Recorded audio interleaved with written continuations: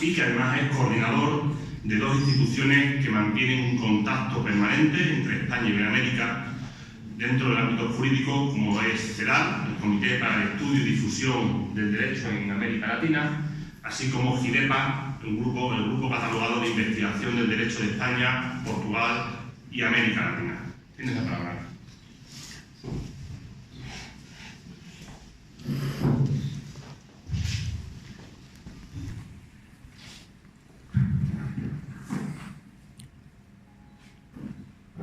Muchas gracias por la presentación.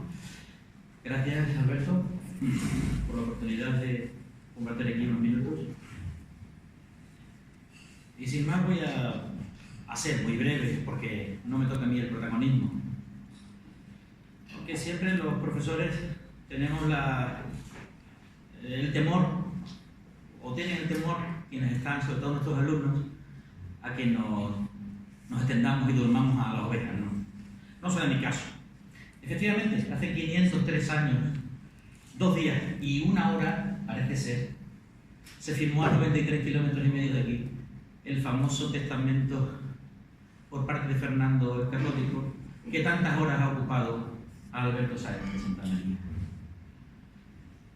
Yo no tenía mucho conocimiento del testamento más allá de puramente histórico, de la importancia histórico-política, pero sinceramente nunca me había detenido en análisis jurídico hasta que llegó el primer trabajo de Alberto.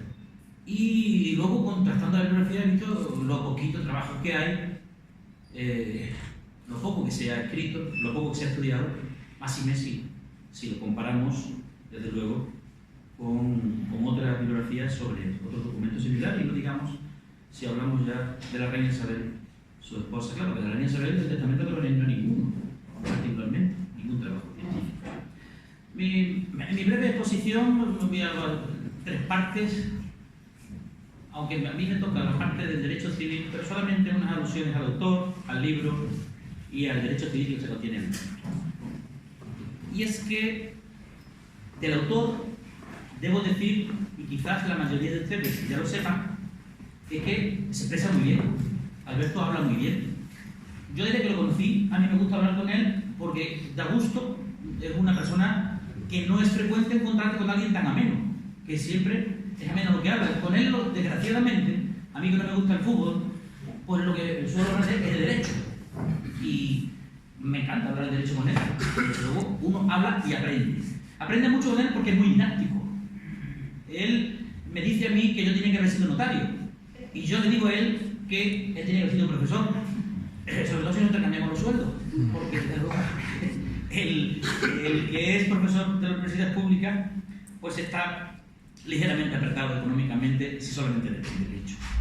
Pero la brillantez sincera de la explicación oral de Alberto, bate cualquier tema que se trate con él en el mundo jurídico, es a mi juicio asombrosa. Y la comprobamos cada vez que conseguimos convencerlo para que vaya a la facultad a hablarle a los alumnos. Los alumnos con él nunca se duermen.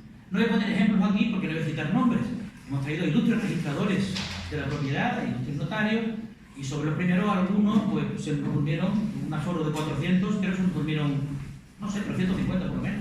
Y los que no se durmieron no se enteraron de nada. Eso es imposible con Alberto. Alberto se entera a todo el mundo de todo. Claro que él tiene una buena técnica. Y por eso, además de buen orador, resulta que es buen escritor. Eso ya es más difícil.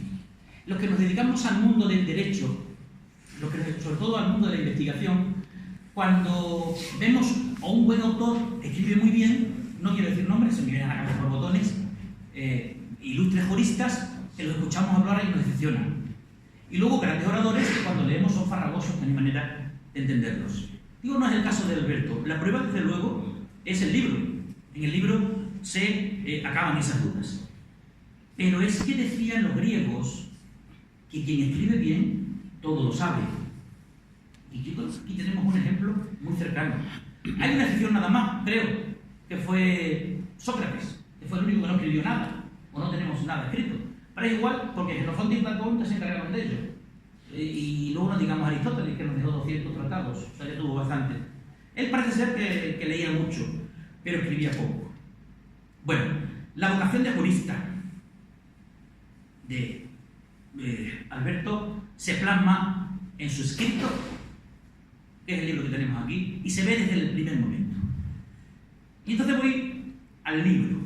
Aparte que tenemos la suerte de que un jurista práctico que directamente aplica el derecho, algo que le pasa a la academia de vez en cuando se nos olvida o no estamos tan cerca del derecho vivido cada día, en su caso a través de la notaría, plantea y resuelve problemas de manera que nos puede hablar con casos concretos, que es lo que hace en el libro, hablar con un caso muy concreto de aquellos problemas que nos interesan por lo que respecta a nosotros del derecho civil y eso notaría también por el derecho privado en general, del derecho mercantil. Yo creo que ya va siendo hora de que uniéramos el derecho civil y el mercantil, a mi modo de ver, como hicieron en Argentina, como se hizo en Brasil, como... El título es corto, con lo cual es un libro, el libro cuanto más corto sea el título, mejor se vende. Eso es una suerte.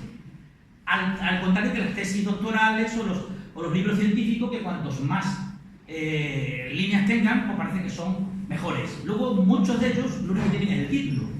No es el caso. Digo que el título es corto porque dice mucho más, o se refiere muchísimo más de lo que seguramente en esas dos líneas viene. A la hora de abordar un libro, la mejor forma sin duda es leerlo. Pero claro, ¿cómo leemos un libro? ¿Qué nos hace leer un libro concreto y no otro? Algo tiene que hacernos atractivo. No sabemos si un libro es bueno hasta que no lo leemos. Pero entonces, la forma que hay, pues el boca a boca, o en actos como este, o la crítica, si es que existe. Desde luego estoy seguro que si esto se transmitiera a algún sitio, quienes lo escucharan iban desde luego a estar muy interesados en leerlo. Porque a mí me ha apasionado. Claro, ustedes dirán, este es un jurista loco, probablemente, pero a mí me ha apasionado. Claro, que a alguien le puede apasionar un libro con ese título. Mi hija lo vio el otro día, estudia en Madrid, y salió corriendo, solo viendo el título. Claro, ella estudia farmacia, no el mundo del derecho.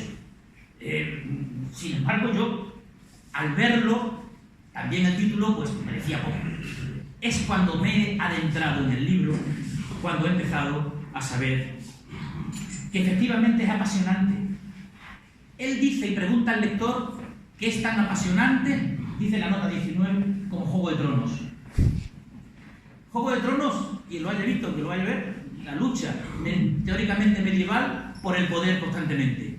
Allí en Juego de Tronos utilizan más el hacha, aquí se utiliza más el derecho en el libro que él pone, aunque no, él claro, no nos habla de los elementos que hacían llegar a la gente al poder entonces, pero no estaba tan lejos de Juego de Tronos, lo que pasa es que la herramienta que él utiliza y los instrumentos son estrictamente jurídicos. Hay mucho de Juego de Tronos, y lo apasionante que es las tentativas, las intenciones, los bandos, los grupos y las familias por querer siempre el poder. Pues sobre todo me he permitido la licencia de hablar de Juego de Tronos porque el autor así lo hizo en esa nota que he dicho. Si no, desde luego, no me hubiera atrevido, ni muchísimo menos. Además, esta pasión que él pone en la descripción de figuras jurídicas, claro, hay que decir, pero hay que estar un poco chalado para poner pasión a la hora de analizar un testamento nada menos que cerrado. Pues el testamento cerrado, nos ha dicho que tiene un testamento secreto, una cosa residual. Bueno, pues lo consigue. Y lo consigue, y como yo le dije ayer, anoche cuando me llamó, que vengo de por ahí de un viaje donde hace un poquito más calor que aquí, y donde se sigue aplicando la ley de notariado español de 1862. Curiosamente, y el cambio de tiempo pues me ha afectado un poco. Y anoche le decía que ha inventado un nuevo género. Hay un género que está muy explotado, que es el de la novela histórica. Y está muy bien. Pero Alberto ha inventado uno nuevo, el de la novela histórico-jurídica. Porque es novela histórica y además jurídica. Y tiene los elementos de una novela histórica, porque se basa en hechos reales, lo que pasa es que es una novela histórica exacta. Las novelas históricas suelen ser fabuladas. El mayor autor que tenemos ahora que más vende de novela histórica, como sabemos, es Santiago Posteguillo. Pero Santiago Posteguillo, profesor titular de la Universidad de Historia, él habla de que se inventan los personajes. Él se basa en 4 personajes clave que conocemos de la historia y el resto se lo inventa. Alberto no se inventa ninguno. No solo no se inventa, sino que nos describe documento por documento, y cada documento su línea, y de cada línea la palabra que pudo ser o la que debió ser, hasta la firma, no digamos la disquisición que hace sobre la firma, sobre el signo, porque eso ya es para notarios de altura, aquí están y podrán, porque yo hasta eso, bueno, yo le he dicho que me lo he leído una vez, pero no es cierto, me lo he leído un poco más de una vez, porque hay trozos que lo he tenido que leer en más de una ocasión, porque es que se te va al detalle. Pero lo grande es, no es como cuando uno tiene una oposición, o que dar una clase o una conferencia que se lo lee uno a la fuerza y tal, no te entra ni vamos, de ninguna manera. Pero aquí se lee solo, porque como yo en la primera vez que lo veo, Alberto, conseguir que en un libro estrictamente jurídico uno tenga un hilo conductor, donde se plantean, vamos a ver, ¿será el testamento al final válido o no será? ¿Pero quién hereda? ¿Qué aplicamos? ¿El derecho de Aragón o el derecho de Castilla? ¿Qué va a ser? ¿El derecho, esto qué es derecho privado o esto es derecho público? ¿Es decir, derecho político o derecho civil? Y no lo va, o el problema de los signos de los notarios, dos notarios firmando un documento, ¿cuándo se ha visto eso? Con uno sobra. Y nos va quedando un poco, porque decimos, claro, no va a escribir un libro para decir luego que el testamento es nulo. Bueno, pero nos consigue mantener en tensión en un libro científico. Es que yo creo que esto no se ha dado nunca.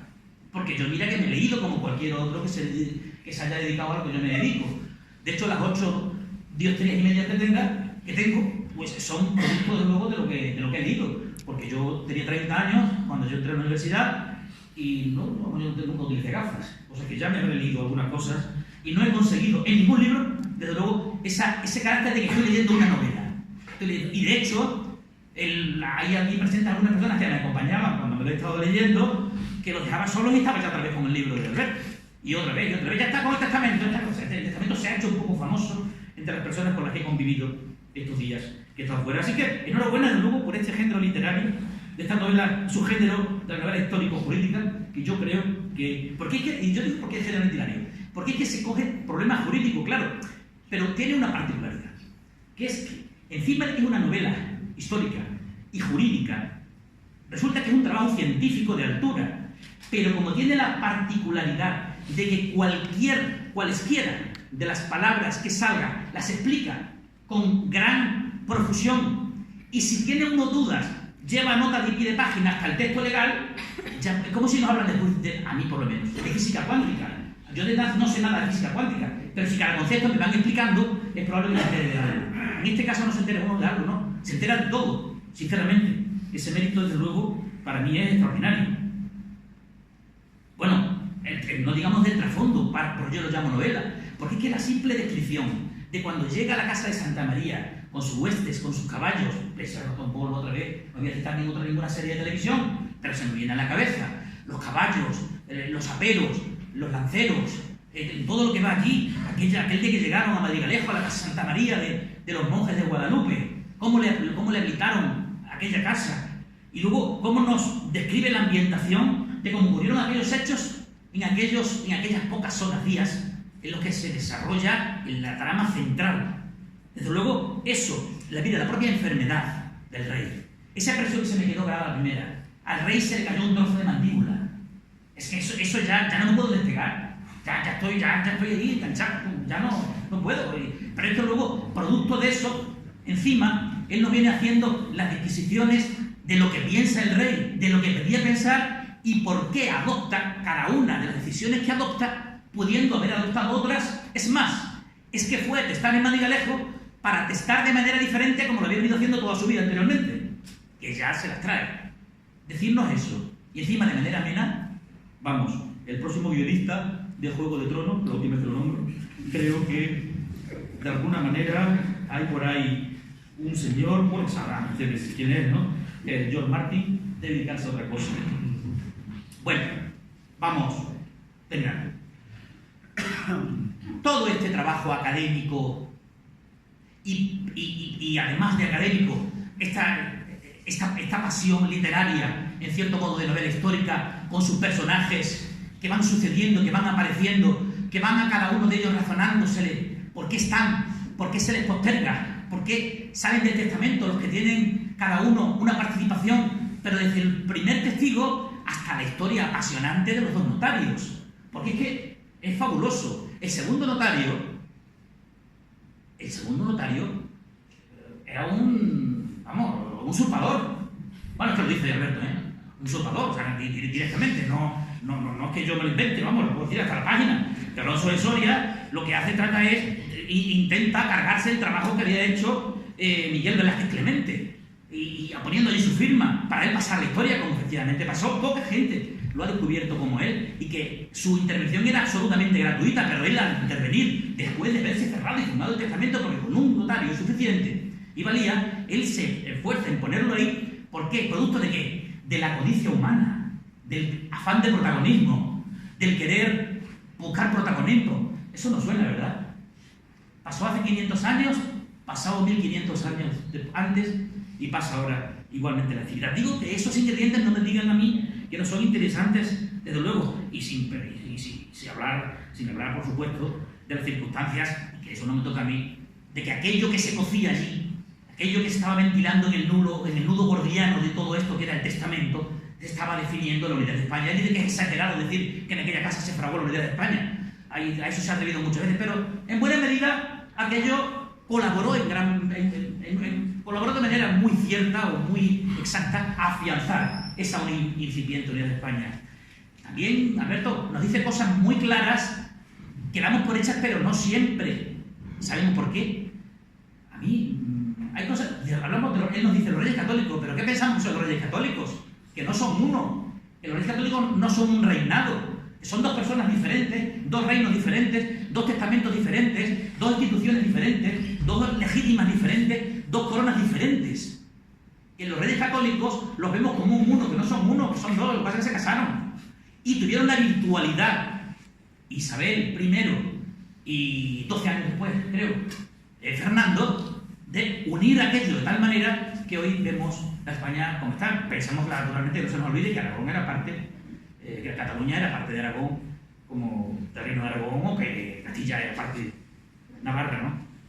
Bien, sobre las figuras, y ya voy terminando, sobre las figuras de derecho civil, no es muy oportuno que yo venga aquí a hablar de derecho civil porque yo lo hablo en las clases y aquí no, aquí hay juristas y profesores que tienen mucha más, por supuesto, mucha más, ¿no? Toda la categoría académica que yo, que podrían haber de cualquiera de las figuras, no solo de derecho civil, sino de otras disciplinas. Pero sí que quiero hablar que, tanto para el no jurista, que es más interesante para el no jurista, cómo él analiza, y aquí voy al trabajo de investigación jurídica, de cuando él analiza conceptos que para mí, que yo soy un simple aprendiz del derecho, que llevo 25 años estudiando Derecho Civil, aparte de los 5 de la carrera, y yo pido perdón, pero yo no sabía de los codicilos. Bueno, pues ya no se me olvidan los codicilos. Un anexo a un testamento. Un añadido a un testamento que lo modifica ligeramente. Bueno, pues es que los codicilos tienen mucha importancia, y él no lo plantea, y nos lo plantea de manera también apasionante, porque nos lo explica y luego dice, no, pero Fernando no puso ningún codicilo. Es igual, porque lo puso Isabel. Por cierto, el título ahora digo, antes decía que es corto, pero es que falta. Es que no se analiza solo el testamento de Fernando, se analiza mucho el testamento de Isabel. Es que no son los testamentos de los Reyes Católicos, es que los analiza cláusula por cláusula, heredero por heredero, testigo por testigo, albacea por albacea, y de cada uno nos dice algo. Me parece completísimo el estudio, todo lo que puede rozar algo, pero en él no existen las divagaciones. La única divagación posible es cuando él plantea una cuestión, dice cuál ha sido o cuál es la visión de la doctrina y la que él da. La que él da, que desde luego en ninguna uno se atreve a decir otra cosa, porque es que lo que dice es el razonamiento más natural, puro y lógico, y desde luego el más entendido. Y entonces nos convence. Y eso hace con sus tres preguntas finales, cuando él termina diciéndonos sus tres dilemas, y los tres dilemas en los que él, no voy a decir los dilemas porque para eso debe estar el libro, para que se sepan cuáles son los dilemas a los que él resuelve con claridad, ¿no? Él resuelve los dilemas, plantea tres dilemas, porque una cosa que no es normal, ni en los revistas, no digamos en casi ningún libro, no es normal. Tenemos tendencia a no poner muchos apartados, a escribir de corrido, y eso aburre mucho, pero Alberto se lo ventila eso. Porque es que él, si vemos un índice, el índice es muy cortito, pero ese índice es falso. Ese índice es un preíndice, porque el índice de real de los subepígrafes tendría muchos más. todavía sería mucho más. Yo cuando voy a buscar una cosa, pues claro, se me ha hecho una herramienta casi de trabajo. En el índice no viene la palabra codicilo, por ejemplo, pero es que luego él le dedica a los codicilos. Lo tiene tan bien estructurado que da gusto leerlo, porque es ameno, porque nada es largo. Es raro encontrar una página completa solo con texto. Entonces, me parece envidiable. Desde el punto de vista del derecho civil, y voy terminando, se habla del testamento cerrado. Claro, el testamento cerrado es un testamento, como él nos dice, un testamento real, para los reyes casi, porque él nos dice, y siempre cercano a la práctica, siempre, porque todo él dice al principio, estamos 500 años antes y 500 años después. Testamento cerrado, según nos demuestra él, por la estadística, se hacen en España entre 10 y no más de 20 al año en toda España. Cuando el testamento abierto, que es el que hacemos normalmente, oralmente ante el notario, son 600.000. Pues claro, el testamento cerrado es que casi nada. Pero sin embargo, claro que son testamentos regios, sí que han tenido la importancia que tienen. Sin embargo, ello no es óbice a que nos hable del testamento abierto, sino como figura del derecho civil, de la legítima, la figura clave. Solamente hay en eso, aunque él no da su opinión aquí sobre la legítima, ya la dio el artículo que escribió en su día, donde explicó con extraordinaria brillantez la defensa legítima, que yo no estoy de acuerdo con él absolutamente en nada, para que vean que esto no es un tongo de que estamos de acuerdo en todo. No, yo no estoy con Alberto de acuerdo con el tema de la legítima. Yo prefiero la libertad de descarga en Navarra, incluso en otros países, aunque leyendo su artículo y viendo la práctica notarial resulta que es que, aunque no hubiera legítima, la gente testa como si hubiera legítima. Pero ahí no he conseguido convencerme. Creo que 2 horas más seguramente me convencería. No lo sé, soy de Rafael también. Defiende la legítima, yo soy partidario de la libertad de testar. Bueno, que nos habla de la legítima con el derecho de Aragón, de la legítima con el derecho de Castilla. Nos habla, por supuesto, dice, habrá un breve inciso sobre el testamento cerrado, pero sí que nos hace un antecedentes históricos. Del testamento cerrado en el siglo XVI y XVII, luego en el XVIII, luego en el XIX previo a 1889 cuando el Código Civil actual, y luego con el Código Civil actual. No lo explica todo, nos explica no ya los 7 testigos que hacían falta antes en el testamento cerrado, hace falta 2 o ninguno. Es que no hay nada, no da puntada sin hilo. La figura de las el albacea testamentario, los marmesores, o los ejecutores, como se habla. También se aprende uno, desde luego, cómo funcionaban y cómo funcionan, y la importancia que tenían, y que lo poco que se usan, por cierto, nos explica, también nos explica la adoración prosternutia, no me entiendo más sobre figuras, pero la adoración por razón de matrimonio también es muy importante, porque las hijas de Fernando ya habían cobrado su parte de legítima, y aunque habían renunciado, pero sería una renuncia no si hubiera tenido, con la donación prosternutia. En fin, pienso que aquí, como ven, les pongo quizás un exceso de pasión por el libro, porque me ha convencido, soy convencido del libro, y me ha gustado mucho leerlo, pese al carácter de monografía jurídica y técnica. Y sobre eso cierro con 2 palabras, con 2 ideas finales. Una, para nosotros los docentes, que la sencillez de la elaboración, en el resultado. Es como cuando a mí me dicen, ¿disfrutas escribiendo trabajando? No, yo lo odio. Francamente, yo digo, cuando mis hijos ven trabajar, ay papi, ¿a ti te gusta trabajar? No, yo odio trabajar. A mí lo que me gusta es no hacer nada. Pero es que si no escribo yo un libro, no lo escribe nadie por mí. Y para verlo escrito, lo que me gusta es ver lo escrito del producto que he hecho. Y perfeccionista, volver a hacerlo. Yo no sé si a él le gustará o no trabajar, de luego el producto le ha salido impecable. Y le ha salido impecable para juristas y para no juristas. Yo lo voy a utilizar, desde luego, como ejemplos en mis clases de Derecho de Sucesiones. Lo voy a utilizar para mis alumnos porque enseguida, que viendo las instituciones y viendo cómo se aplica y cómo funciona el testamento cerrado, le damos, podemos cambiar la figura que sea el testamento abierto que se utiliza, y desde luego es convincente porque es llano, porque es atractivo y porque nos llega a todos. Y la segunda cosa que digo ya para todos, pero voy a atrever a decirlo, es que la profundidad de este estudio, Alberto, las 164 páginas que tiene tu libro y las 126 notas al pie, realmente son más, porque cada nota a su vez abre lo que abre. Yo creo, además, con esa bibliografía tan buscada, tan precisa, y siendo ya sigues trabajando con esto hace tiempo, yo creo que tienes aquí el armazón, la estructura de una buena tesis doctoral. Yo creo que aquí hay una buena tesis doctoral en ciernes, ahora que el nombre tesis doctoral está tan necesitado de identificar por motivos que no vienen al caso. Yo creo que sí, porque están puestos los 4 pilares fundamentales de ese edificio que ha de ser el trabajo del máximo grado académico que existe, no solo en la universidad, sino en cualquier sociedad moderna. Yo te animo, desde luego, Alberto, a que lo tomes en consideración, porque lo grueso está hecho, hay que cambiar la formalidad, a mí yo me acuerdo, la primera vez que me abordé una tesis doctoral, se me planteó una cosa que me acordé enseguida con el libro. Me dijo, murió hace no hace mucho, Rana Resa, catedrático de esto. Digo, una tesis doctoral se hace cuando tengas 20 preguntas que hacerte, aunque no sepas las respuestas. Aquí, a cada página, vemos una pregunta, aunque él nos da la respuesta, y nos da varias.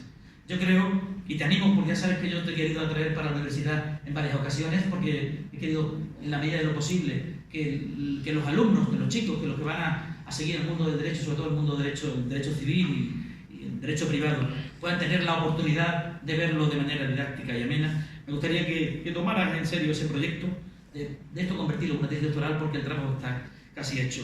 Y nada más, recordar esa frase latina de verba volant scripta manem. Ya saben lo que significa, las palabras se las lleva el viento y el libro queda. Este libro que nos queda, Alberto, es desde luego el mejor testamento académico, científico, jurídico, incluso literario, que podemos recibir de él. Muchas gracias.